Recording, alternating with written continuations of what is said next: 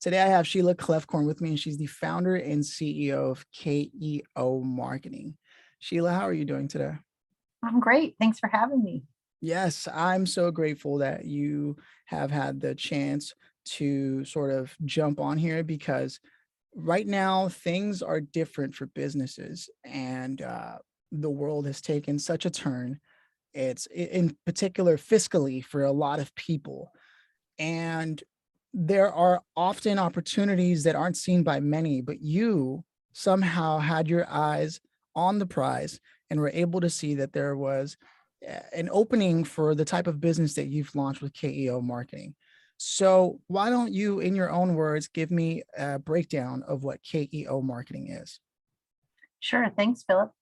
We are a business-to-business marketing agency based in Phoenix, and our model is a little bit different than other B2B marketing firms. So I serve as a fractional chief marketing officer supported by an outsourced marketing team. So for mid-market companies, say $5 million to $50 million, these are companies that typically struggle competing against much, much larger companies who have a lot of resources to put towards a big marketing team. These mid-market companies typically have 1, 2, maybe 3 marketing generalists trying to handle everything. And today, marketing is more sophisticated than ever. So achieving standout marketing results and sales requires specialists with lots of experience, and that's expensive, and they typically can't afford it. So what we've done is put together a model where they can outsource both a senior level head of marketing, a fractional or part-time chief marketing officer or VP of marketing, supported by an agency team that complements those generalists that they have in-house. So these are specialists who really know the ins and outs of digital marketing and advertising, of account-based marketing, of telemarketing, of how to get the most out of trade shows, how to get the most out of social media, all of those kinds of things. And so what it does is for a mid-level company, it allows them to, for about the same cost as hiring a head of marketing, get both the head of marketing as well as a specialized team. So they can get a $2 million marketing team for a couple $100,000. That's definitely a big difference. And I have to ask, did you used to run in a full-fledged B2B marketing agency? Yeah, I still do. We still have our B2B marketing agency. And for some of our clients, I am not the fractional CMO. And for a small number, I am the fractional CMO as well. So we've been around for 22 years. I founded the agency in 2000, and we've had some tremendous successes in helping companies scale and grow over that time period. So how did it occur to you that it might have been time to be able to create this offering? Was it due to the pandemic, and were you simply just ultimately prepared for that, or how did that come about? Sure. Well, it has been in response to the pandemic. I had been doing it a little bit before the pandemic, and I actually started the company as a fractional CMO after having run a very large advertising agency in New York City. But we've really decided to focus even more on it coming out of the pandemic. And I would say that this concept of fractional leadership, this concept of fractional everything is bigger coming out of the pandemic, as we found that we don't need the same office space that we did before. We've found that we don't want to sign up for a big telecom contract for 3 years because the world might be different 3 years from now. And so it is the right time for an offer from our company like this, because people are trying to get more out of all of their resources. Everything is more expensive coming out of the pandemic.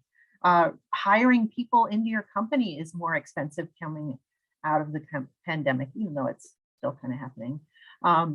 It's just a time when we've got to be more innovative about how we use our resources. And the world's moving faster, so we've also got to get results faster. We've got to scale our businesses faster. How do you keep how did you factor in the ability to keep a full-fledged team, a senior executive, and yourself as chief marketing all together into a fractional offering? How did you factor all that in? Because that's hard to make sustainable. But I mean, I do see that you said that there's less overhead, but there's got to be more to that. How did you come to this conclusion? Well, we were sort of doing it anyway without the name. So each of our clients during the pandemic asked us to step up and to do more. We needed to reposition whole product lines, whole service offerings. We helped a company that provides commercial cleaning all over the country, and most of their clients were in the education space. Well, most schools were closed for a year and a half. So we had to pretty quickly help them expand their commercial cleaning all over the country to other kinds of businesses. And so we helped them expand into healthcare. And coming out of 17 months of the pandemic, they now are able to go back into education as well as be in healthcare and provide those great services. So that required an executive level conversation, not just a transactional agency type of relationship that a lot of agencies have. So we've always provided that strategy, but more and more I'm having those conversations every single week, which makes me, and I'm having it with more than just the CEO. I'm having it with the head of sales, with the head of product, with the head of operations. And so it just makes sense that I start to attend their weekly or bi-weekly executive meetings, and I serve in that leadership role.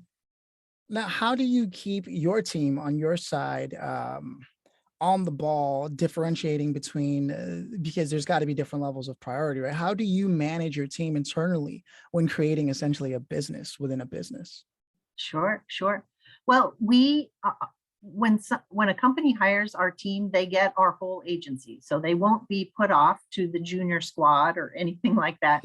They get the full team. Depending on the level of an engagement, the client will meet with us every week. If they're a little bit smaller, maybe they don't have the fractional CMO along with the agency team, we meet with those folks every 2 weeks. And so we're in regular cadence, a part of what's happening in the business. And we really become an extension of their in-house team. I see. So when you take part in these meetings, what are you looking for specifically when you're in these meetings as a fractional CMO? That does that change? Do you change what you're looking for when you're on part time as opposed to full time in the conversations that when you attend Sure. these meetings? Yeah, it's a different level of leadership, because then we're having a conversation about how do we scale the whole business and adjust, given that they may have product development challenges or operational challenges or hiring challenges. So for example, the very first thing that typically happens when I move into this role is they want our team not just to help get them get more leads, but they want us to help them hire better people. And Wow. so we end up doing a lot of marketing related to recruiting as well. I see. And that's something that sort of just goes unsaid and not necessarily something that's explicit in your offering. Sure. So we get involved in a lot of different kinds of things. I was just with a company where I'm the fractional CMO in Boston last week, and we spent a bunch of time talking about product development and software development in a way that I normally wouldn't if I wasn't in that role. I see. It's one of those things I've noticed that goes unsaid, but I used to be in a marketing agency myself in Brooklyn. Actually, it was a boutique Oh, agency, cool. and we often spent a lot of our time helping with business development, really at the Hmm. cornerstone of it all, regardless of what role we're playing, and that kind of support is indispensable for smaller companies that are bringing you on. So it's really cool that you started this, and well, that you made it official since you were already really doing it. So Great. Thank how you. two things. If you could go back from the beginning of when you left the big marketing agency and you decided I'm going to start a fractional chief marketing role with a team that's super talented. I'm going to put this together. If you could go back and start your career that way, what are the first couple of things you would do to ensure this succeeds? Oh my gosh. I think any of us who start a business, if we knew everything that we know now, we probably wouldn't have started it. Fair. You know, it's one thing to help run a big agency when you're not in charge of everything, to going to starting an agency where you are in charge of everything. And where most often there isn't anyone to go to ask questions. So something that I learned probably 10 years in, no, maybe 8 years into my 22 years, is that I needed a coach, that I needed somebody who had run a business like this before, who had been successful. And so for the last 12, 14 years, I've pretty much always had a coach. I've been in probably 6 different coaching situations over those years. And just having a group of other CEOs and a coach to talk to has been incredibly valuable. I'm so grateful that you said that. Even someone operating at your level, where you're constantly switching between being the decision maker to helping decision makers make decisions, Mhm. you yourself still open yourself to be coachable, teachable. And I think that is something that anyone who's looking to start a business needs to know is the nucleus of success, right? And everything else is really learning and being an expert in your craft and your trade and perfecting that, right? And Absolutely. it's really cool to hear that come full circle from the breakdown of what you've done. So let me ask you this now: how can people get a hold of you, get in touch with you, should they want to learn more? Sure. It's easy. They can go to keomarketing.com. That gives you a little bit of an overview of our services. And then if you go to the services area on that website, you can pull down and choose fractional CMO services if you're interested in that. So folks can see me at keomarketing.com, or they can look me up on LinkedIn, Sheila Kloefkorn. I love that. And one last little bonus before we head out, and that is, if there was anything you could tell in a general sense, as sort of a framework or perspective to carry on any business, small, medium business, and how they're viewing their marketing outreach. What's one perspective that you see needs to change, and how can they adopt that? Sure. Thank you for the question. So the first thing that I typically see with a mid-market or even a small business is that they talk about what they do. And you would think that that would be the right thing to do. They talk about the features of their products or their services. But what they don't do is talk about the pain points of their customers or their clients that they solve. So they sort of need to flip how they talk about their business and make it really clear how they solve their clients' challenges. Absolutely. A lot of the copy is often, here's what we do and here's who we are. And that's not what people want to read. I love Yeah, that. because then they're asking for people to do the mental gymnastics to say, "Oh, I have the problem that your product solves."